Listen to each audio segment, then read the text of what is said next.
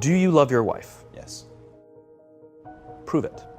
Like, what's the metric? Give me the number that helps me know, right? Because when you met her, you didn't love her, right? Now you love her, right? Tell me the day the love happened. It's an impossible question. She didn't fall in love with you because you remembered her birthday and bought her flowers on Valentine's Day. She fell in love with you because when you woke up in the morning, you said good morning to her before you checked your phone. She fell in love with you because when you went to the fridge to get yourself a drink, you got her one without even asking. She fell in love with you because when you had an amazing day at work and she came home and she had a terrible day at work, you didn't say, yeah, but let me tell you about my day. You sat and listened to her awful day and you didn't say a thing about your amazing day. This is why she fell in love with you. I can't tell you exactly what day, and it was no particular thing you did. It was the accumulation of all of those little things that she woke up one day and as if she pressed a button, she goes, I love him. It's an accumulation of lots and lots of little things that anyone by themselves is innocuous and useless. Literally, pointless by them. But if you do it consistently, and you do it in combination with lots of other little things, like saying good morning to someone, deep love, fight, but the love doesn't go away, right? Bicker, the love doesn't go away. And if anything from the outside shows up, you're looking at a unified front. Brothers and sisters. Now, how do you create brothers and sisters out of strangers? Common beliefs, common values. The one thing I am comfortable saying that all effective leaders must have is courage, because it is hard. It is hard to stand up against outside pressure. It is hard to stand up to an external constituency who's pushing you to do something for their short-term gain, to do the right thing for your people. It is hard. It is thankless. It is lonely. Courage is not some deep internal fortitude. You don't dig down deep and find the courage, right? It just doesn't exist. Courage is external. Our courage comes from the support we feel from others.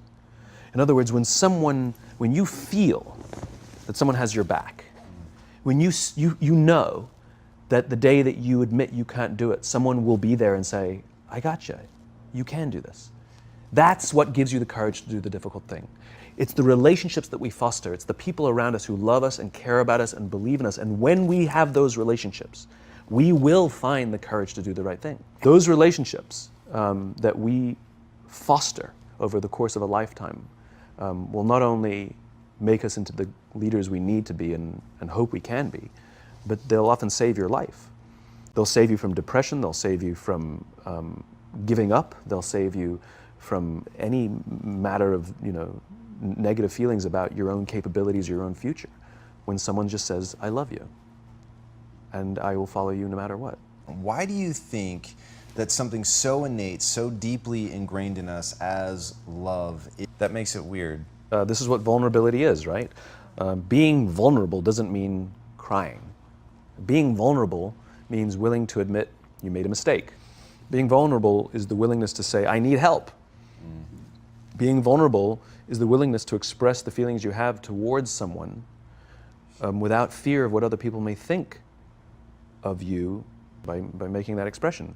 And most don't want to feel vulnerable. It's dangerous to feel vulnerable. If you admit you made a mistake, lying, hiding, and faking is a much better option, but for the fact that it's more stressful and ultimately the results will falter, right? It's counterintuitive.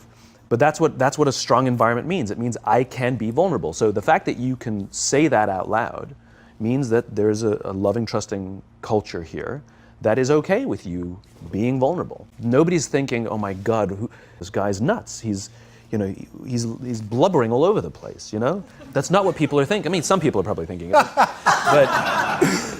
But generally, that's not what people are thinking. If anything, people are going, cool. And that then inspires them to feel that they can also express vulnerability, like admit a mistake, like say they screwed up, like say they need help, let's say, they want to offer help to someone and not fear that either.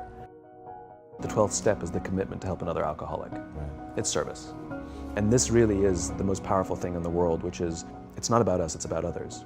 There's an entire section in the bookshop called self-help. There's no section in the bookshop called help others, right? And it's not about how can I lose 10 pounds? How can I find the job that I love? How can I find the love of my life?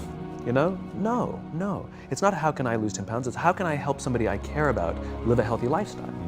It's not how can I find the job that I love, it's how can I help somebody I care about find a lifetime of joy in their work. It's not how can I find true love, it's how can I help my friends settle down and live the life they want to live. And ironically, if we set out to help people solve the problems that we struggle with ourselves, that in turn is what teaches us the solutions. I believe that. I believe loving your work is a right and not a privilege. I despise the fact, I lament the fact, I curse the fact that so few people get to say, I love my job, as if they've won some lottery. You know, you go out with your friends and somebody says, I love my job, and everybody goes, oh my God, you're so lucky, right? That to me is madness. Everybody, the vast majority, should get to wake up and say, I love my job. It is a right. It is a God-given right that we should love where we work. And we should demand it. We should demand when we feel safe, when we feel that our leaders care more about us than a number. They care more about our lives and our confidence and our joy and our skill set more than some short-term gain. That they care more about our priorities than the priorities of some disinterested external constituency. Then we will respond in kind, and we will offer our blood and our sweat and our tears, and we will make sacrifices of all kinds to see that our leader's vision is advanced, not for them, for ourselves. It becomes deeply personal. It becomes something we love contributing to. I talk about it all the time. Working hard for something we don't care about is called stress. Working hard for something we love is called passion. Every person on the planet has passion, right? We just don't all have passion for the same things. Give me something to believe in. Give me something to believe in. Give me the opportunity to contribute to something. Allow me to make mistakes and try again. And you'll have passion up the wazoo.